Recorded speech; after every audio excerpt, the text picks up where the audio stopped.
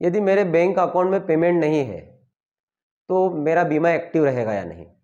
Bank में योजना का नामांकन कराने के लिए कौन कौन से दस्तावेज आवश्यक होते हैं। एक से अधिक बैंकों में 20 रुपये कट रहे हैं तो क्या दुर्घटना या आंशिक अपंगता की स्थिति में अलग अलग लाभ प्राप्त हो सकेगा। मेरा LIC या अन्य पहले से बीमा संचालित है। यदि मैं बैंक से भी बीमा लेता हूँ तो क्या मुझे दोनों बीमा योजनाओं का लाभ प्राप्त हो पाएगा। सभी साथियों को पुनः नमस्कार, जय श्री राधे।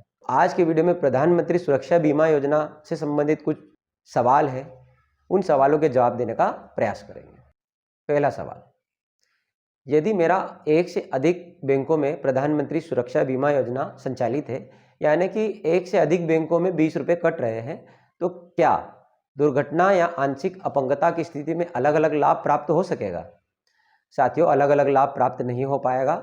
आपको किसी एक ही बैंक से 20 रुपये डिडक्ट करवाना चाहिए, अलग अलग बैंकों से न कराए, क्योंकि योजना का लाभ आपको एक बार ही प्राप्त होगा। अलग अलग बैंकों से आपको इस योजना का लाभ प्राप्त नहीं हो पाएगा।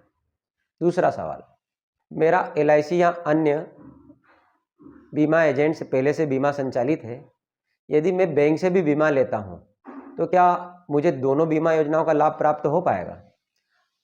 जी हाँ साथियों, इस स्थिति में आपको प्राइवेट बीमा कंपनियों और सरकार के द्वारा जो ये बीमा प्रदान किया जा रहा है, दोनों का ही लाभ प्राप्त हो पाएगा। आप दोनों से ही लाभ प्राप्त कर सकते हैं। यदि किसी व्यक्ति की मृत्यु होती है तो क्लेम के लिए आवेदन कहाँ करें। साथियों, जिस बैंक में आपका खाता संचालित है वहीं जाके आप संपर्क करिए।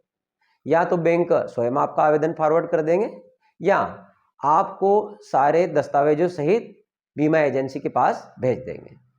यदि मेरे बैंक अकाउंट में पेमेंट नहीं है तो मेरा बीमा एक्टिव रहेगा या नहीं।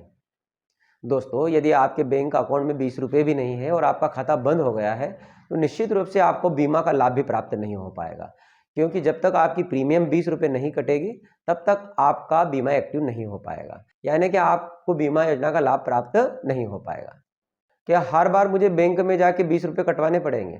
दोस्तों, जब आप पहली बार बीमा योजना में नामांकन करते हैं तो बैंक उसी समय आपका ऑटो डेबिट मैंडेट कर देते हैं, यानी कि प्रति वर्ष आपका बीमा स्वतः नवीनीकृत हो जाता है। सिर्फ आपके अकाउंट में पेमेंट होना चाहिए। यदि आपके अकाउंट में पेमेंट है तो फिर आपको बार बार बैंक में जाने की आवश्यकता नहीं है। आपका बीमा योजना हमेशा के लिए एक्टिव रहता है। बैंक में योजना का नामांकन कराने के लिए कौन कौन से दस्तावेज आवश्यक होते हैं। दोस्तों, यदि आपका बैंक अकाउंट पहले से एक्टिव है तो आपको अलग से किसी तरह के डॉक्यूमेंट की आवश्यकता नहीं होगी। फिर भी मांगे जाने पर आधार कार्ड और बैंक पासबुक आप अपने साथ ले जाए, आवश्यकता पड़ सकती है। अन्यथा वैसे तो आवश्यकता नहीं है किसी भी डॉक्यूमेंट की, क्योंकि आपका खाता पहले से बैंक में संचालित है। सिर्फ एक छोटा सा फॉर्म फिल करना होता है और आपका प्रधानमंत्री सुरक्षा बीमा योजना का अकाउंट एक्टिव हो जाता है। उम्मीद करता हूं कि ये वीडियो आपको पसंद आया होगा। वीडियो पसंद आए तो अपने दोस्तों रिश्तेदारों के साथ इसे शेयर कीजिए और चैनल को सब्सक्राइब करना न भूलें। जय हिंद, जय भारत।